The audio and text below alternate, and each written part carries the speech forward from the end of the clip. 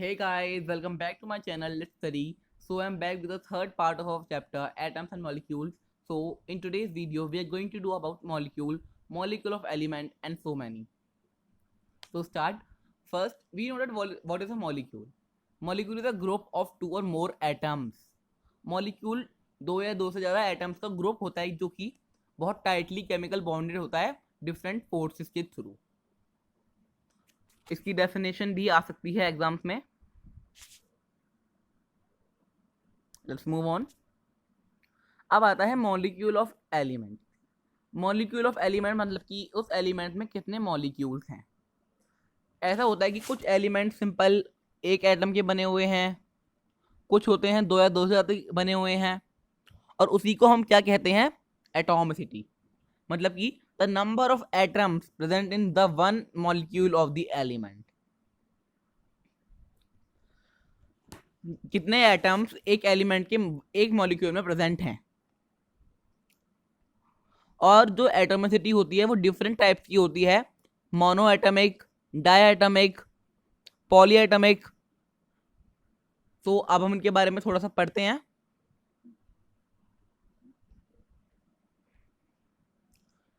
तो यहां पर है मोनो एटमिक.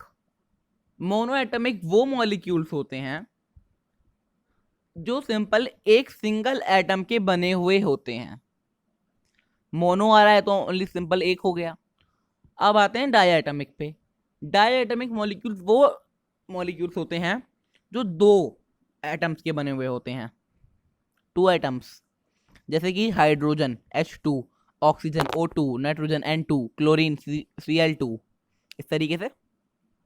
अब आते हैं ट्राई एटमिक, जो मॉलिक्यूल तीन एटम्स के बने हुए होते हैं. जैसे कि ओजोन, इसे हम कहते हैं O3. मूव ऑन करते हैं. अब आते हैं टेट्रा एटमिक. टेट्रा एटमिक मतलब कि जो चार के बने हुए होते हैं, मतलब कि चार एटम्स के बने हुए होते हैं, उन्हें हम टेट्रा एटमिक बोलते हैं. जैसे कि फॉस्फोरस P4.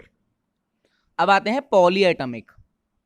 पॉली एटमिक वो वाले मॉलिक्यूल्स होते हैं जब दो या दो से ज्यादा एटम्स मिलते हैं और एक मॉलिक्यूल को फॉर्म करते हैं तो वो पॉली एटमिक हो जाते हैं.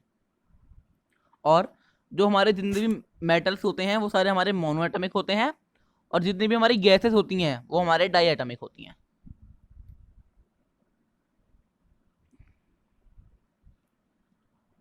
अब जैसे कि O plus O equal to O2 दे रहा है हमें. ऑक्सीजन गैस है तो हमारा डाई एटमिक है.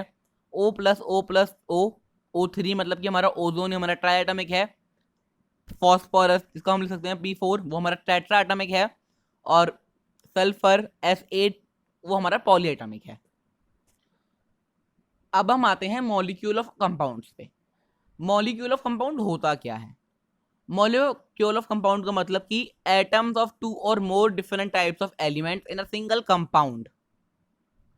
मतलब कि दो या दो से ज्यादा डिफरेंट टाइप के एलिमेंट एक सिंपल कंपाउंड में. फॉर एग्जांपल यहाँ पर हमने वाटर ले लिया.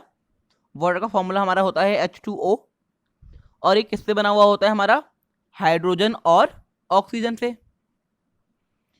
इसमें हमारे हाइड्रोजन के कितने एटम्स होते हैं, हाइड्रोजन के दो एटम्स होते हैं और ऑक्सीजन का वन एटम होता है. इसी तरीके से अमोनिया जिसे हम कहते हैं NH3,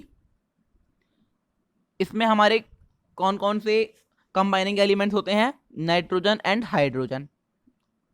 और इसमें हमारे एटम कितने प्रेजेंट होते हैं, एक नाइट्रोजन का और एक हाइड्रोजन का. तो इसी तरीके से हम बोलते हैं मॉलिक्यूल ऑफ कंपाउंड्स. अब हम आते हैं आयंस पे. Compounds containing metal and non metal elements contain charge particles called ions. मतलब कि नॉन मेटल और मेटल एलिमेंट जिनके ऊपर कोई पार्टिकल्स होता है, चार्ज पार्टिकल, उसे हम आयन कहते हैं.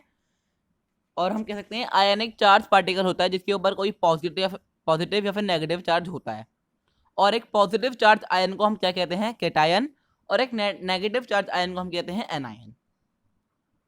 जैसे कि यहाँ पर हो गया some common ions and their valencies. Valency यहाँ पर 1 है. नेम ऑफ आयन में सोडियम, सिंबल है Na+. तो इसमें कौन सा आयन है, इसमें हमारा पॉजिटिव है, तो यहाँ पे इसमें हमारा कैटायन है. और जैसे अब हम ले लेते हैं आयोडीन को. आयोडीन पे हमारा माइनस का है, तो ये हमारा एनायन है। इसी तरीके से वैलेंसी देख लेते हैं। वैलेंसी क्या होती है?